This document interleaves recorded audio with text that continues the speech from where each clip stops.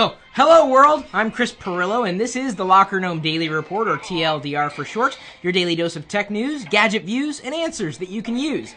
I'm slightly addicted to Star Wars pinball on my iPad. Sorry. On to more pressing matters, like a 25% discount on an Android tablet, the Skytex Imagine 7 HD tablet plus case, plus free shipping at deals.lockergnome.com. T-Mobile is set to carry the iPhone 5 on April 12th for $99 up front. If you didn't catch the news today, T-Mobile is making huge waves in the industry, and I have to disclose that I've worked with them in the past. So they say on this page, if you see one of the latest smartphones at our competitors, get it here for less. Okay, that's a plus. At T-Mobile, you don't have to serve a 2-year sentence to get a new phone. Whoa, so they're getting rid of contracts? Their simple choice plan is unlimited, so no more overages. Apologies to the competitors' customers. Is that really unlimited? Like, truly unlimited? Unlimited? And according to them, they have 50% more bandwidth than AT&T for significantly less congestion. No, that's not a misprint. T-Mobile's stepping up, and you could use your iPhone on T-Mobile now too. What about you? What would cause you to switch away from your current wireless carrier? And I think the answer is pain. That's usually when anybody wants to leap from one service to another. Not to mention all those fees and heavy contracts. Well, wait a minute. T-Mobile doesn't have a 2-year sentence. That's what they are saying now. Upgrade to any new phone anytime without signing an annual service contract.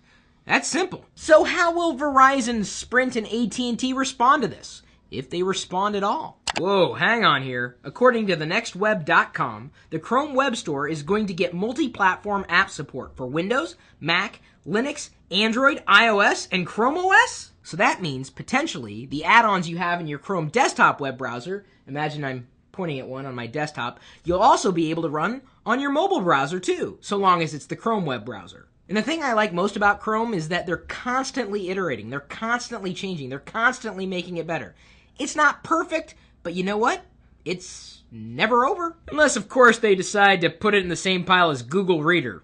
And speaking of punishment, I'm sorry that you had to sit through a 20-minute Perillo vlog today, although it seems that many of you liked it.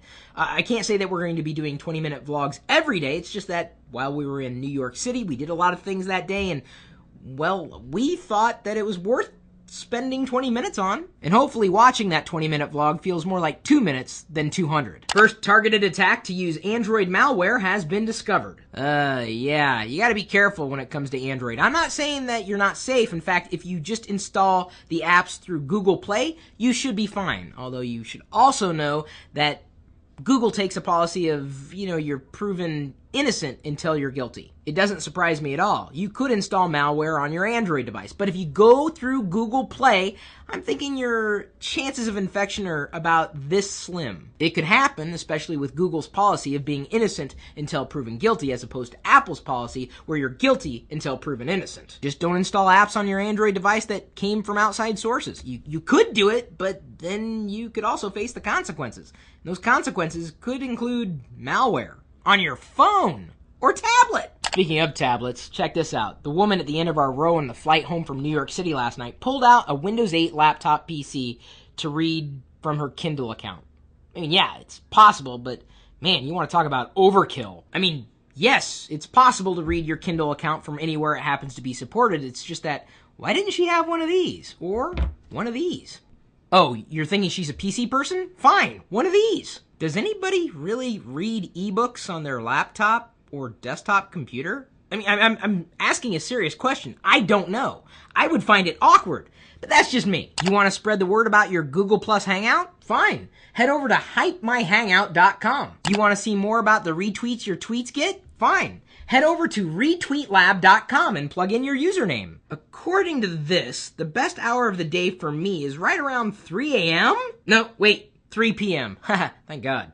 This was hand-drawn on a box sent to me by Chris Miller and his wife Angela. Chris has been a fan of mine since the Call for Help days on Tech TV.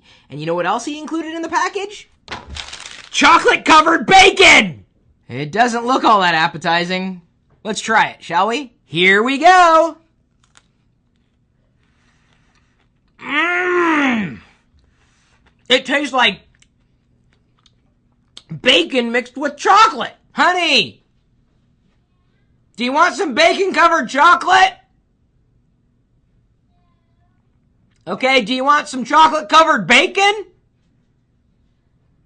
Woo! All the more for me! You can see what else Chris and Angela sent along in an upcoming Perillo vlog that will not be 20 minutes long. Have you booked your ticket for Vlogger Fair yet? Well, you might want to think about doing that. Even if you don't know if you can make it or not, well, maybe you know of someone who might be able to make it, and sometimes it's easier to do things with other people, and you know, you could also try to find a sponsor to help get you to Vlogger Fair, where you will connect with everybody else who's going to be at Vlogger Fair, and the list grows by the day. Trust me, we got some good stuff brewing. Oh, and I'm sorry that I wasn't able to do TLDR yesterday, but I was able to answer a few of your questions on Twitter. We used a hashtag, but maybe we should do that on a regular basis. If I did answer questions semi-regularly on Twitter, what hashtag should we use? Something short, something pithy. Obviously, the hashtag wouldn't be something short, something pithy, because that would be too long and not very funny. Either way, today's question is sponsored by GoDaddy.com. If you want to save money on your next purchase, you can just email me, chris@perillo.com. I will send you my latest list of coupons. Arsalon asked, do I have to buy Windows 7 again if I upgrade to SSD? The short answer, no.